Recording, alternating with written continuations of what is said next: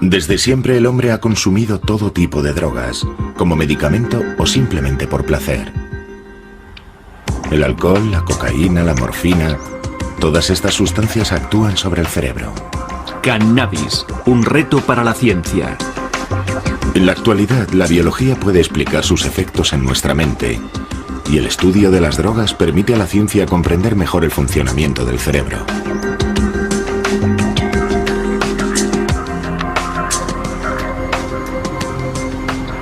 El cannabis es la droga más consumida en todo el mundo, y para los científicos se ha convertido en una herramienta que les ayuda a explorar el cerebro, un útil tan inesperado como valioso.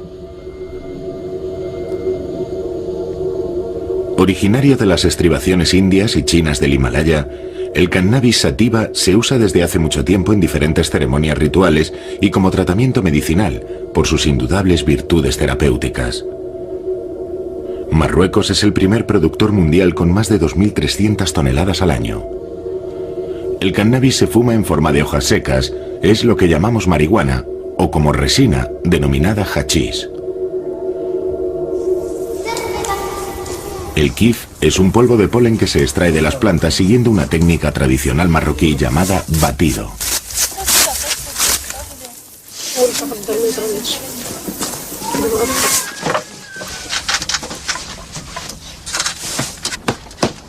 En la actualidad, el cannabis se ha convertido en la droga ilegal más extendida del mundo, y más de 160 millones de personas la consumen. Sin embargo, el estudio del cannabis ha permitido a científicos como Daniel Piomeli descubrir un sistema esencial para el funcionamiento del cerebro, un sistema del que nadie conocía su existencia hasta hace tan solo unos años. Ahora sabemos mucho más que hace solo 10 años, claro está. Pero aún hay unos cuantos puntos negros. No puedo darle cifras exactas, pero creo que una forma de describir la situación actual es decir que ahora sabemos del cannabis lo que hace 30 años sabíamos de transmisores como la serotonina o la dopamina. Creo que estamos en un momento maravilloso donde comenzamos a descubrir lo importante que es todo esto, y eso resulta tremendamente emocionante. Sin embargo, todavía no comprendemos el funcionamiento del sistema al completo. Sin las ratas y los ratones de laboratorio, jamás habríamos descubierto el efecto de las drogas en los seres humanos. Compartimos un gran número de genes con estos animales y las drogas desencadenan las mismas tempestades en sus cerebros.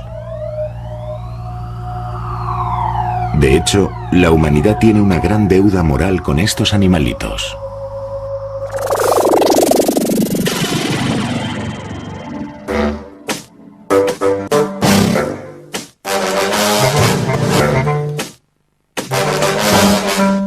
Podemos drogar a los ratones, manipular sus genes e incluso diseccionarlos y cortarlos en trocitos. Es la triste pero necesaria rutina de los laboratorios que comparan el estado de ratas drogadas o genéticamente modificadas con las de las ratas de control o normales.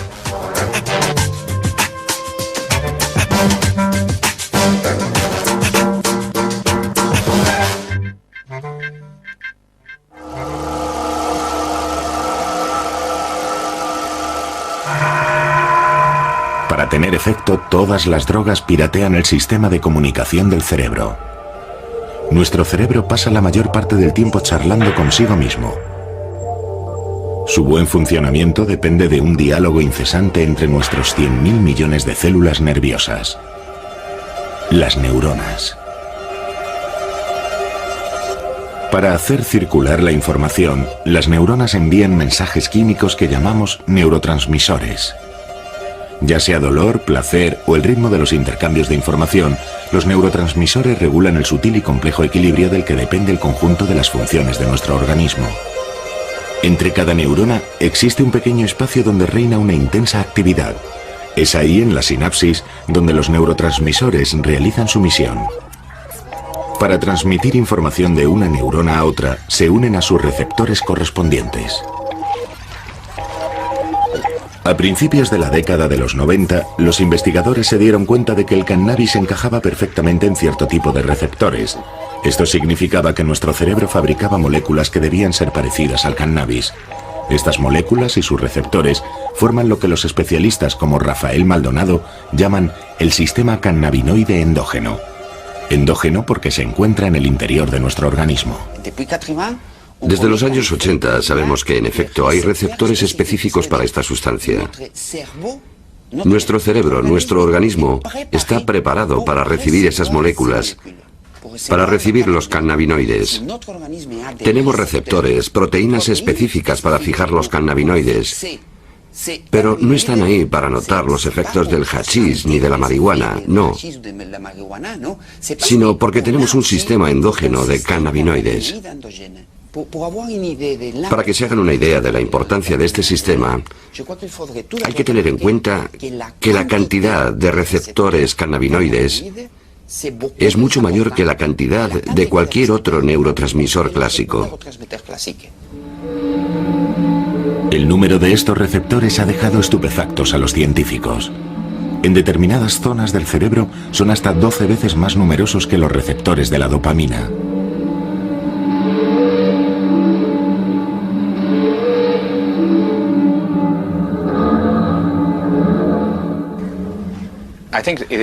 Creo que ya nadie duda de que el sistema cannabinoide cumple una importante función en el cerebro, una función de la que no sabíamos nada hace tan solo 5 años.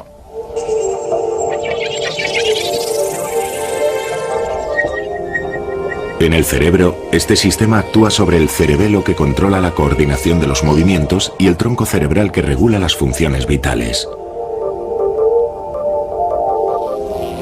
El striatum, el hipocampo y la amígdala son responsables de los movimientos reflejos, la memoria y la ansiedad.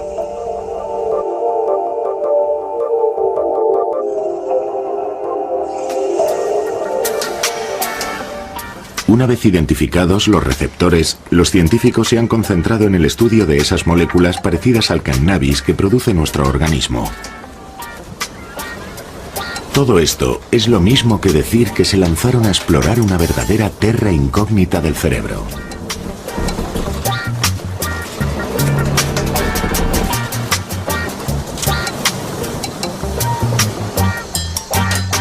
En 1992 consiguieron aislar una primera molécula cannabinoide, la anandamida. Su nombre proviene de la palabra ananda, que significa felicidad en sánscrito. Después encontraron 4 más, pero hay quien cree que puede haber hasta una decena en total. Si los científicos han realizado estos descubrimientos tan tarde, es porque no tenían el retrato robot de estas moléculas. Buscaban neurotransmisores clásicos, mientras que los cannabinoides no se parecen en nada a dichos neurotransmisores. Tomemos como ejemplo la dopamina. Este neurotransmisor espera en la primera neurona a que se le ordene reaccionar. Entonces se libera en la sinapsis y se fija a uno de los receptores de la neurona siguiente. Los cannabinoides no existen como tales. Cuando el cerebro necesita de ellos, los fabrica utilizando la grasa presente en la superficie de las neuronas. Luego se dirigen a la sinapsis y pueden estimular los receptores de cualquier neurona.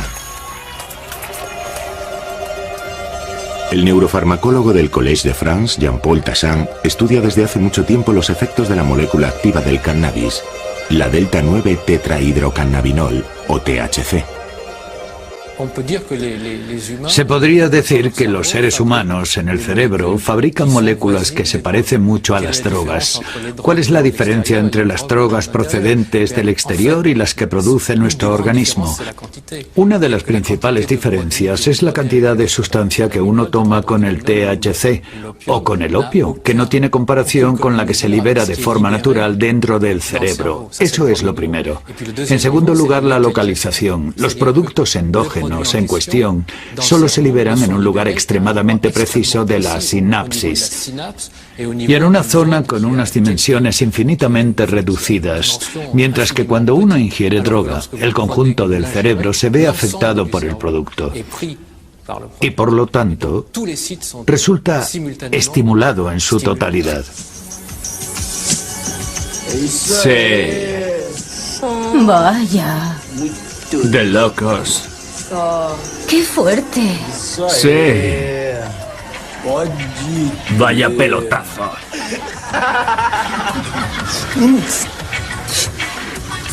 ¡Qué fuerte! Sí. Lo único que hace el porro es activar el sistema cannabinoide endógeno. Por lo tanto, todo aquello controlado por ese sistema se verá afectado. Bajo el efecto del cannabis, los fumadores sienten euforia. Algunos dolores y angustias desaparecen, la sensibilidad a los colores y a los sonidos se afina, la memoria de los acontecimientos recientes se debilita, los movimientos se ralentizan, el apetito se estimula. La intensidad y los efectos no se pueden comparar con los de la cocaína o la heroína, por eso el cannabis ha recibido el apelativo de droga blanda. No existen efectos físicos graves. Aunque el cannabis tiene un efecto psicotrópico, este no es muy importante. Por eso no es de extrañar que haya defensores del cannabis, igual que hay detractores. Se trata de un tema sobre el que podemos debatir, porque en realidad los dos bandos, las dos opciones tienen algo de razón en sus planteamientos.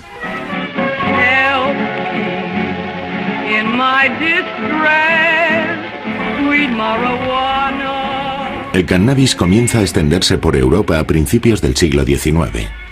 En la década de 1850 en París, el Club de los Hashichons reunía a escritores como Théophile Gautier, Charles Baudelaire, Gerard de Nerval o a pintores como Honoré Daumier y Eugène Delacroix.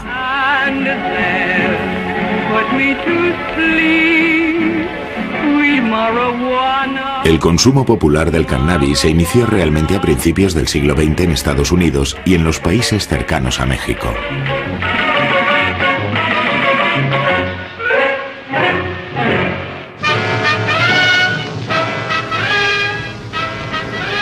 Le contamos todo sobre esta peligrosa droga y sus efectos.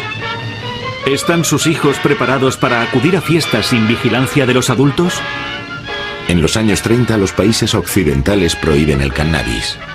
Películas como esta previenen a las familias y la marihuana recibe el apodo de asesina de la juventud. Sin embargo, entre artistas, músicos de jazz y poetas de la generación beat se reconoce públicamente su uso.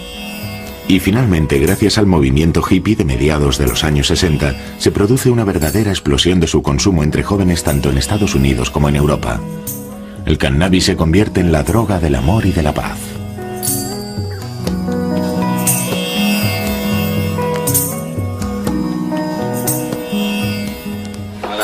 La verdad es que cuando uno está triste, cuando estás muy deprimido, esto sienta fenomenal.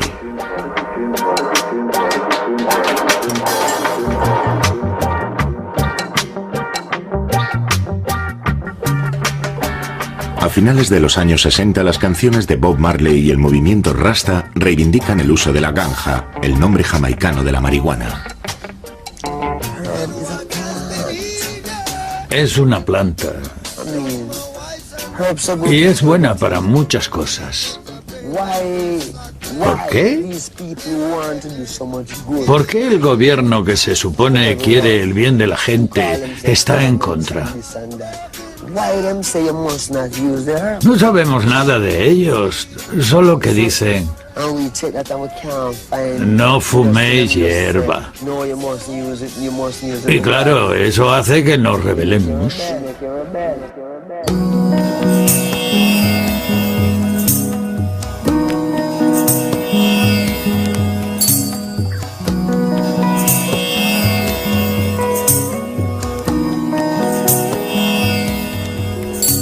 Se calcula que el 4% de la población mundial fuma cannabis.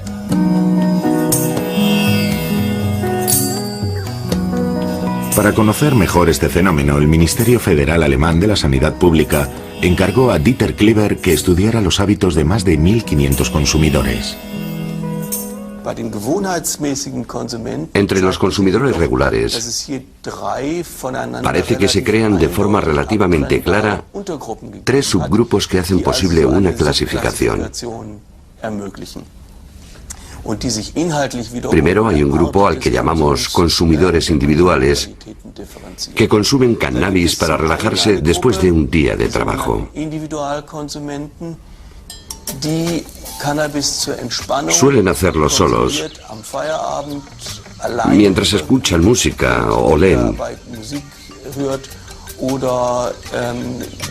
Este primer grupo se distingue claramente de lo que llamamos los consumidores de tiempo libre, que consumen con bastante frecuencia en compañía de otros y durante las fiestas, en las discotecas, pero nunca lo hacen cuando están solos.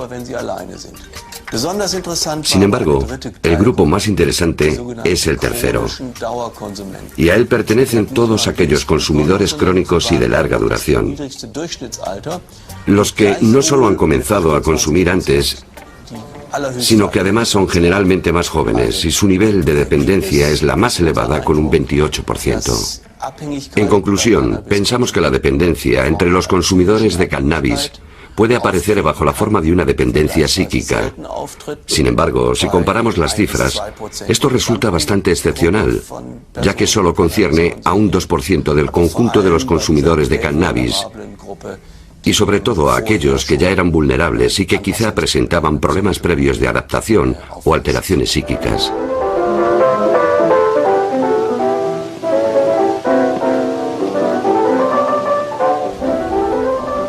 Dependencia. Esa es la gran palabra a tener en cuenta. Además, el cannabis posee un punto en común con todas las drogas. Provoca en el cerebro un aumento de la dopamina, un neurotransmisor que está implicado en la sensación de placer.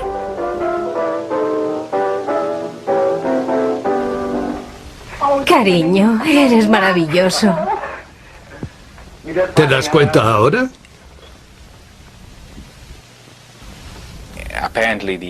Según parece, solo la perspectiva de consumir drogas cannabinoides ya estimula la liberación de dopamina. Las terminaciones que desembocan en el núcleo accumbens provocan la secreción de esta dopamina. Esto es muy importante porque el núcleo accumbens es una región del cerebro que participa en el control del deseo de comer o de consumir drogas. Por lo tanto, el aumento de la secreción de dopamina y la activación de los receptores de la dopamina en esta zona podría estimular el deseo de consumir drogas.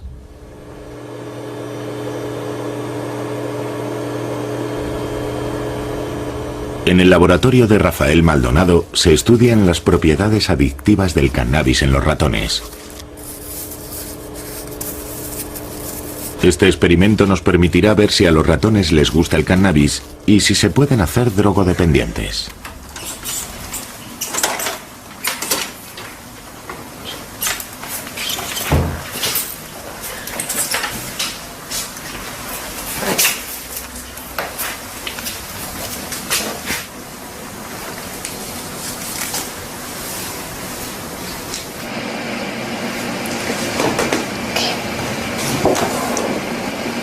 Este es el paradigma de condicionamiento de plaza, donde tenemos un compartimento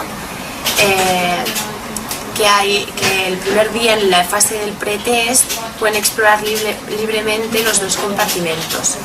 Entonces es para ver que no hay una preferencia inicial por ninguno de los dos compartimentos. Entonces a partir de ahí empiezan las fases de condicionamiento, donde se asigna un compartimento a la droga y el otro compartimento al salino, que no es ni reforzante ni aversivo. Entonces, si la droga ha sido reforzante el día del test, los ratones pasarán más tiempo en el compartimento asociado a la droga. Si ha sido aversivo, pasarán más tiempo en el compartimento no asociado a la droga. Y cuando se les inyecta cannabis, los ratones pasan más tiempo en el compartimento negro. Señal de que les gusta. Pero para medir el grado de dependencia en los humanos, los médicos e investigadores acuden al manual de referencia para diagnosticar los problemas mentales, el DSM-4. Este sistema, el DSM-4, permite definir los criterios de la ansiedad, la depresión, la esquizofrenia o la dependencia. Si somos muy estrictos en la utilización del sistema, se puede decir que sí, que el cannabis cumple los criterios necesarios para inducir una dependencia. Pero si hablamos de dependencia física, no obtenemos el mismo resultado, es decir, que el consumo en los humanos no provoca una dependencia física en el sentido de que no ocurre nada importante a nivel físico si un consumidor deja de tomar cannabis. Por lo tanto, no hay dependencia física, pero puede llevar a un consumo abusivo y a una pérdida del control del consumo. Sí, desde luego. Solo los fumadores crónicos presentan síntomas físicos cuando dejan el cannabis. Esas señales se deben a modificaciones en los receptores cannabinoides, cambios que se cree son irreversibles.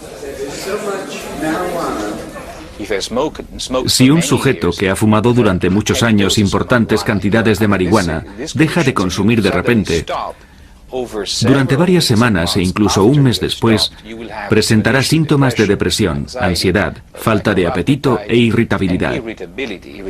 La irritabilidad es uno de los síntomas más llamativos. Y esto es interesante porque hay estudios en los que se demuestra que si se suministra a estas personas un poco de THC, solo un poco del principio activo, no la droga, no marihuana, casi todos estos síntomas desaparecerán. Eso indica que el cuerpo se ha acostumbrado a una alta concentración de marihuana, adaptando el propio sistema a esa circunstancia, con lo que ahora siente necesidad de mantener los niveles habituales. Cada vez son más los fumadores que buscan ayuda médica.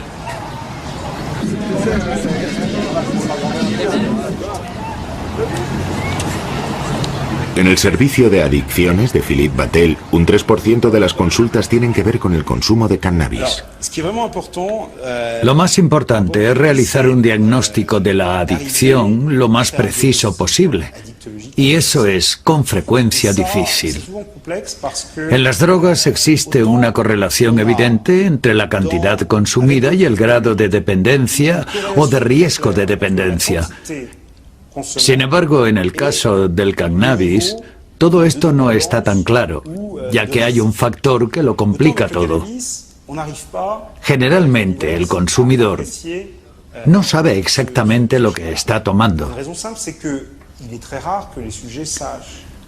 Seguramente se limita a acudir a su proveedor habitual. El porcentaje de THC de estos productos es muy variable. ¿Un porro? Gracias. ¿Seguro que Jimmy llegará pronto? Claro, está al caer.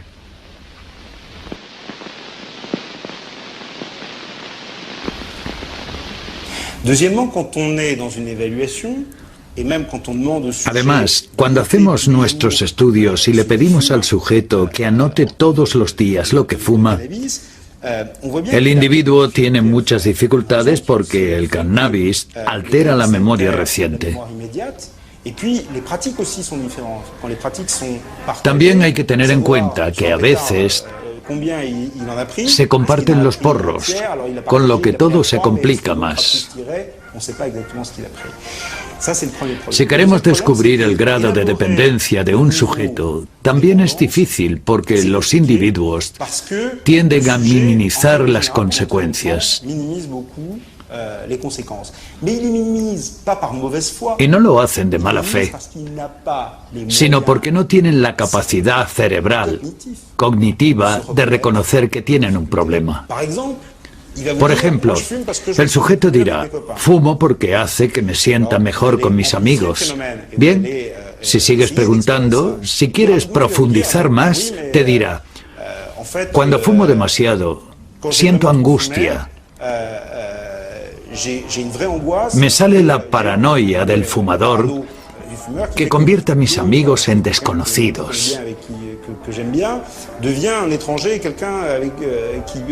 En gente que puede hacerme daño.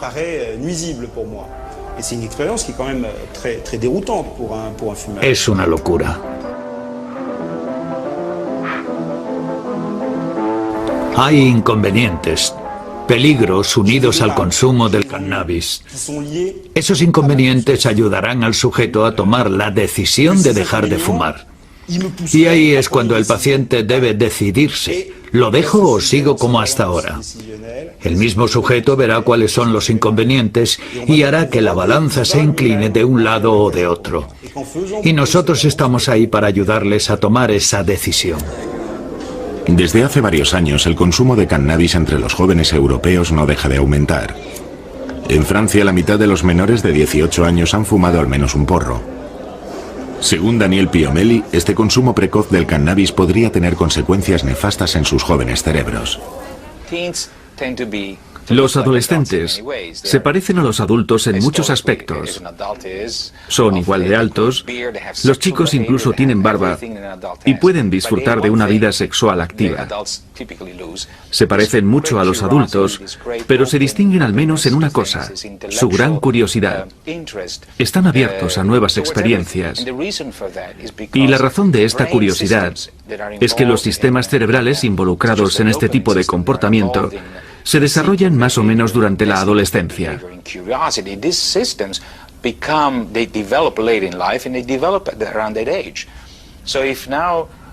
Así que si esos sistemas se activan de forma inapropiada cuando aún están en desarrollo,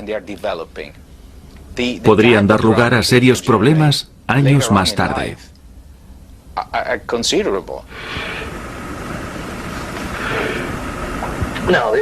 Tienes que aspirar e intentar retener el humo, todo lo que puedas en los pulmones.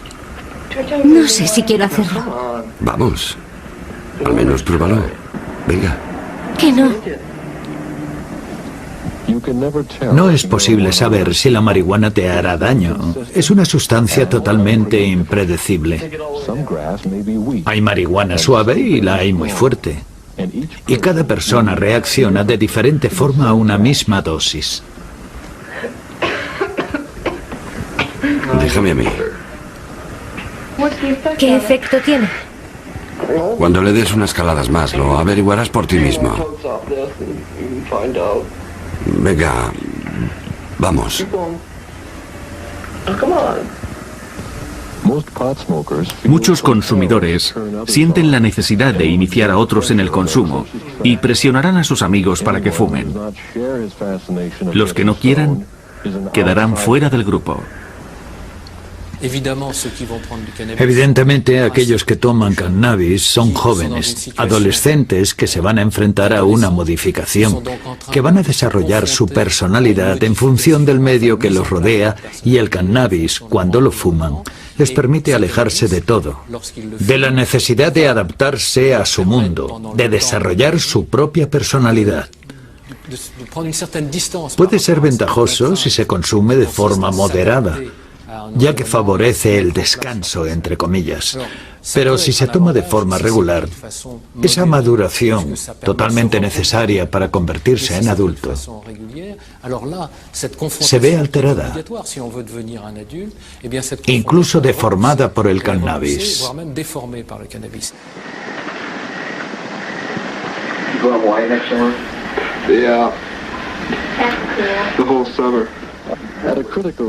En un momento importante en el que los jóvenes deben decidir cómo será su futuro, los que se hacen adictos a la marihuana acaban dependiendo de esa vía de escape donde lo irreal parece hermoso y la realidad de la vida se antoja innecesaria.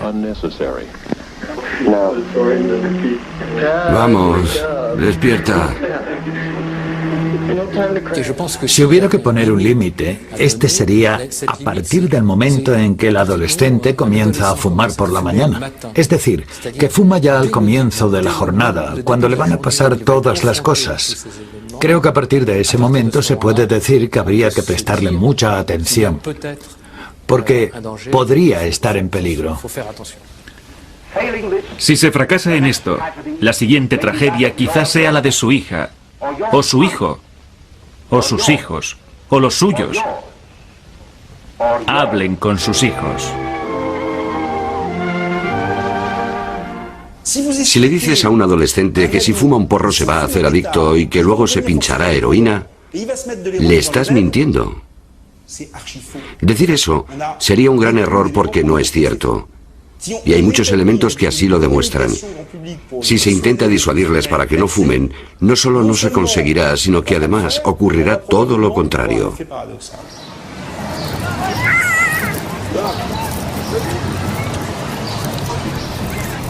En altas dosis, el cannabis puede provocar una dependencia psicológica, aunque no física.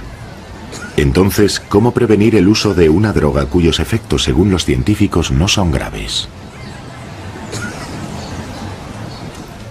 Yo estoy en contra del consumo del cannabis, es algo que hay que evitar. Pero hay que hacerlo teniendo en cuenta dos aspectos. Primero, la prudencia y segundo, no hay que olvidar que el 50% de los adolescentes lo fuman.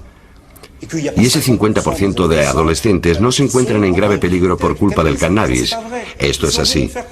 Y si empezamos mintiendo, nos equivocaremos porque en un tema como este de sanidad pública no podemos lanzar mensajes falsos con vistas a la prevención. Si queremos que los adolescentes nos escuchen, hay que empezar por no mentirles, echando mano de datos científicos falseados. ¿Quieres probar? Es barato, se llama Bubble Light. ¿Bubble Light? Tiene un sabor fuerte, estupendo.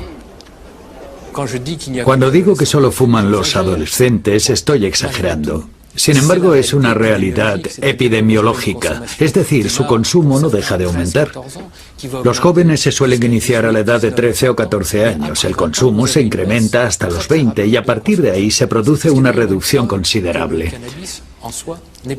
Esto demuestra que no es un producto que genere una gran adicción, ya que vemos que se puede dejar sin dificultad. De hecho, esto suele suceder cuando el joven comienza una vida de adulto, con trabajo. En esos casos, el consumo se detiene o pasa a ser meramente recreativo y sin importancia.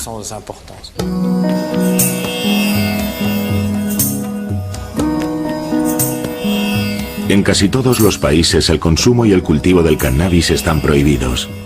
Sin embargo, eso no desanima a algunos consumidores que producen a escondidas.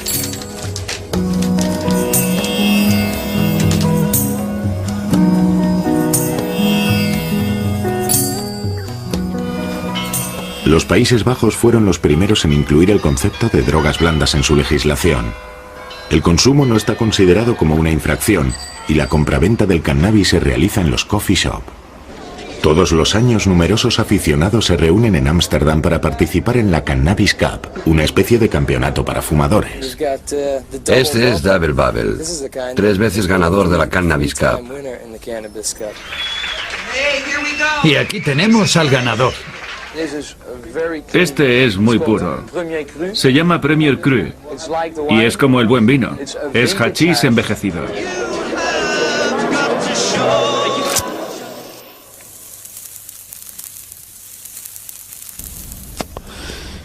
Sin embargo, estos últimos años se ha acusado al cannabis de desencadenar un gran problema psiquiátrico: la esquizofrenia.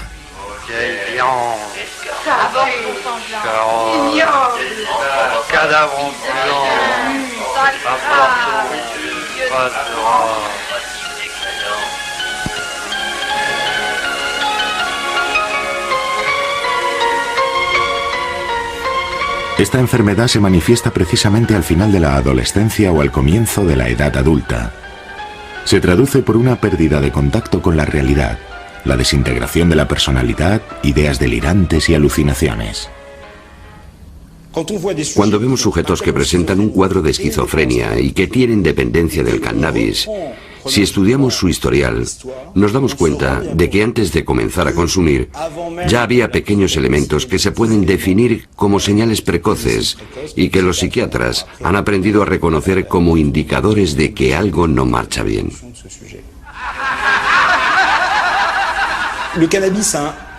El cannabis tiene un efecto amplificador de un fenómeno que ya existía con antelación. Según parece, en un principio se malinterpretó la relación entre la esquizofrenia y el consumo de cannabis. Es un hecho que los esquizofrénicos son especialmente vulnerables a la toxicomanía. Además de tener dificultades con el alcohol y el tabaco, muchos consumen cannabis. Sí, los esquizofrénicos consumen mucho cannabis por razones que han sido bien estudiadas. El cannabis les permite experimentar un sentimiento de euforia o casi de placer que de otra forma no sentirían. Como sabrá, uno de los principales síntomas de la esquizofrenia es la incapacidad para sentir placer. Bien, pues el cannabis les proporciona ese placer. Además, el consumo de cannabis les obliga a mantener ciertas relaciones sociales, aunque sea solo con el fin de comprar la droga. El aislamiento es otro de los síntomas negativos de esta enfermedad. Así que podemos hacernos una idea, de forma un tanto esquemática, de que el consumo de cannabis en un esquizofrénico tiene efectos beneficiosos que sirven para luchar contra la propia enfermedad. Los esquizofrénicos podrían realizar un uso terapéutico del cannabis. Sin embargo, hay una cuestión que debemos abordar con relación a esta droga. Aunque ilegal en casi todo el mundo, posee propiedades terapéuticas bien conocidas.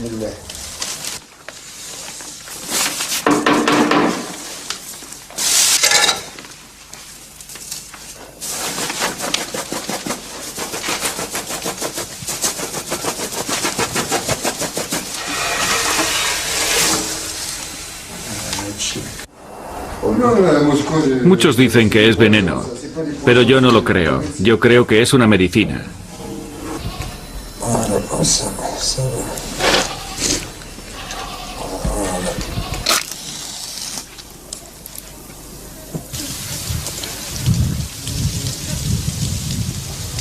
El que es mejor que el tabaco.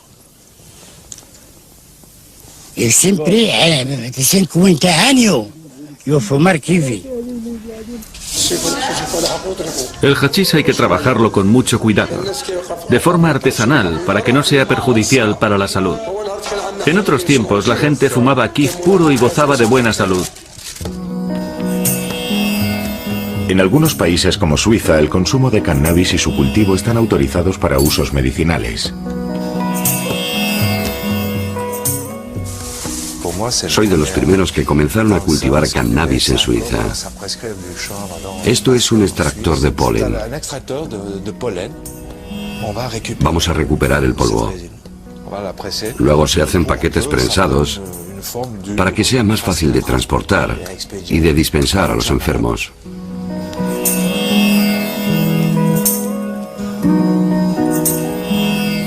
En esta clínica de Berna se trata a pacientes aquejados de esclerosis en placas con cápsulas hechas de cannabis. Nos ayuda a dormir mejor, por lo menos a mí. Así que ese es un buen uso. También hace que nos levantemos más relajados porque las mañanas suelen ser duras. Además, la otra opción es tomar medicamentos muy fuertes con numerosos efectos secundarios. Por eso no tomo ninguna medicina contra los temblores o los espasmos, porque los efectos secundarios son muy fuertes, demasiado fuertes para mí.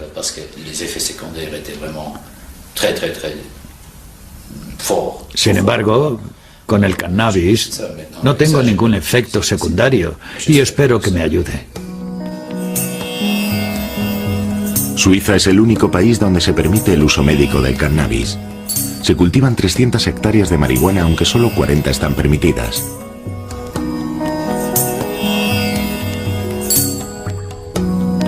La gran mayoría de la producción está destinada al uso ilegal y a la exportación. Que haya sustancias de las que se haga un mal uso no tiene nada que ver con el hecho de que esas mismas sustancias tengan aplicaciones en el campo de la medicina. Le pongo el ejemplo de los opiáceos. Todo el mundo sabe el peligro que entraña consumir drogas opiáceas y, sin embargo, nadie cuestiona el uso de la morfina para aliviar el dolor en ciertos casos. Con los cannabinoides ocurre lo mismo. En Francia, todos los años diferentes grupos se reúnen para pedir que se revise la ley. El objetivo es que algunos enfermos puedan fumar cannabis.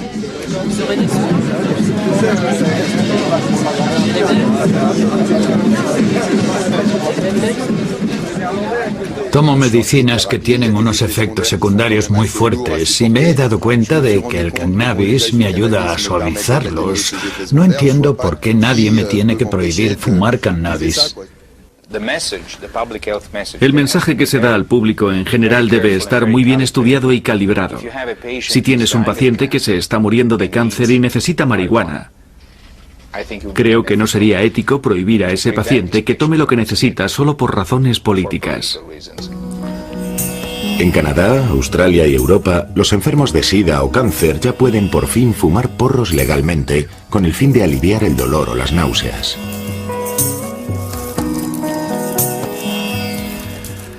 La marihuana es una droga y no se puede pedir a la gente que soporte sus efectos todos los días de su vida. No querríamos tomar un analgésico que nos produjera pérdida de memoria. Eso sería un desastre. Ni tampoco queremos que esa medicina nos haga caer en un estado de euforia constante. Eso provocaría problemas en el trabajo. Don Alfredo, doña Lisa, aprovecho este momento para pedirles la mano de... la mano de...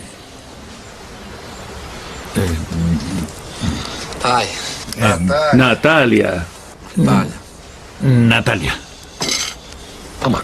La droga te mata de vergüenza. No se trata de debatir si el consumo de cannabis es peligroso o no. Ese no es mi objetivo aquí. Yo considero el sistema cannabinoide endógeno como una gran base para el estudio y la creación de medicamentos nuevos. Creo que el dolor es una de las áreas en las que se podría aplicar el estudio de los cannabinoides. El problema es que un analgésico endocannabinoide produciría efectos secundarios, entre ellos euforia, desorientación y pérdida de memoria producida por el THC. El problema del cannabis es que invade todo el cerebro y estimula todos los receptores.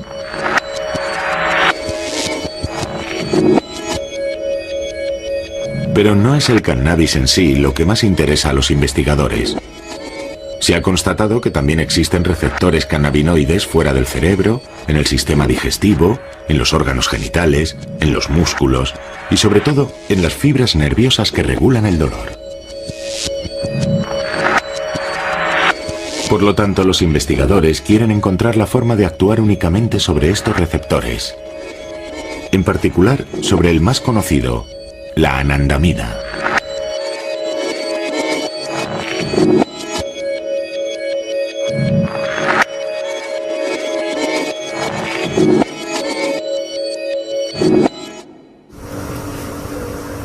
Daniel Piaumelli ha desarrollado un medicamento contra el dolor que reacciona sobre esos receptores de forma muy localizada.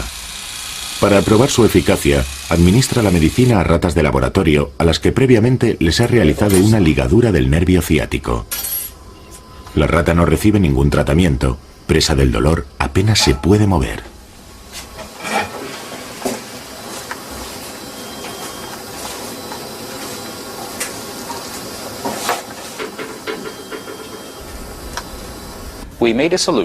Hicimos un preparado y lo aplicamos en la zona como si fuera un gel o una crema que puedan usar las personas que padezcan de ciática o artritis. El resultado fue una gran sorpresa, porque los animales que recibieron el tratamiento con el medicamento cannabinoide se comportaban como si no sintieran ningún dolor.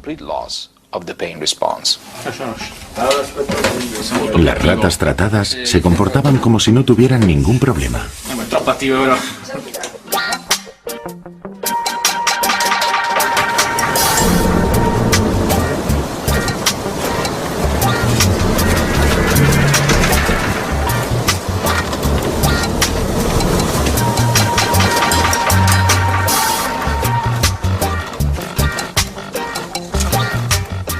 Este tipo de crema podría tratar dolores que ningún otro medicamento ha conseguido aliviar hasta ahora.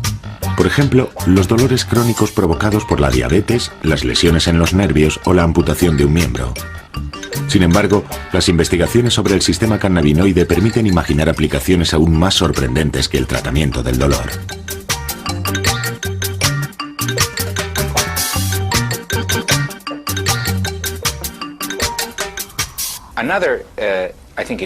Otras enfermedades que quizá puedan tratarse con los cannabinoides son la ansiedad y la depresión. El trabajo con animales nos ha mostrado que si se bloquea la desactivación de la anandamida, la puerta que lleva a la destrucción de la anandamida, y si se incrementan los niveles de anandamida, en lugar de tener los efectos que provocan la activación de los receptores cannabinoides, solo tendremos unos efectos muy selectivos, que incluyen un alivio de la ansiedad, como hemos visto en los animales.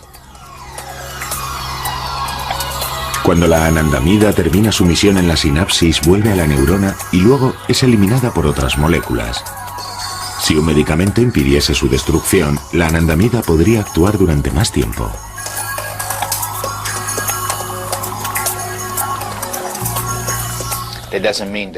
Eso no quiere decir que vaya a funcionar con las personas de la misma manera, pero es un comienzo y ahora podemos desarrollar nuevos compuestos que esperemos acaben desembocando en medicamentos contra la ansiedad válidos para los humanos.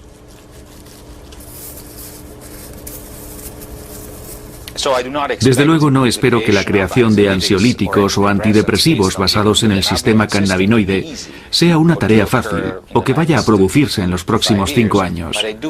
Pero sí creo que dentro de 10 o 20 años tendremos medicinas que traten males neuropsiquiátricos y que estén basados en el sistema endocannabinoide. Aún más sorprendente. Se ha descubierto recientemente que ciertas enfermedades pueden tener su causa en desajustes del sistema cannabinoide. En el cerebro, el hipotálamo participa en la regulación del apetito, y los científicos han demostrado que los endocannabinoides pueden afectar a esta región.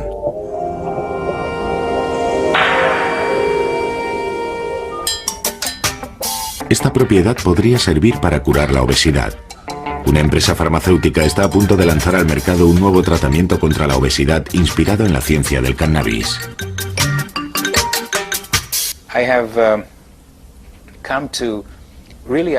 Ahora valoro la ciencia mucho más que cuando era joven. Por entonces no me daba cuenta de lo útil que podía ser para todo el mundo.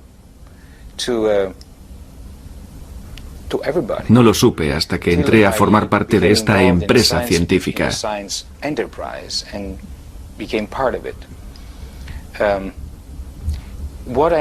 También he comenzado a comprender que el fin último de la ciencia es la comprensión de la humanidad, para de esta manera ayudar a los demás, sobre todo en el caso de la medicina. Y ese saber debe transmitirse a todo el mundo. Debe desembocar en una toma de conciencia colectiva, porque si esta no se produce, jamás calará en la clase política. Y sin el apoyo de los políticos, los descubrimientos realizados en los laboratorios no se tendrán en cuenta cuando se tomen decisiones de salud pública, porque en definitiva de eso es de lo que se trata. En un contexto deformado por las diferentes posturas políticas, el debate sobre el cannabis debe atenerse sobre todo a los datos científicos. Los trabajos de laboratorio, aún poco conocidos por el gran público, podrían modificar profundamente nuestra visión de esta droga. Los científicos realizan avances espectaculares en la comprensión de los efectos del cannabis, y sus descubrimientos acerca del funcionamiento de nuestro cerebro abren perspectivas inéditas sobre los tratamientos médicos del futuro. Según los investigadores, se ha puesto en marcha una verdadera revolución biológica.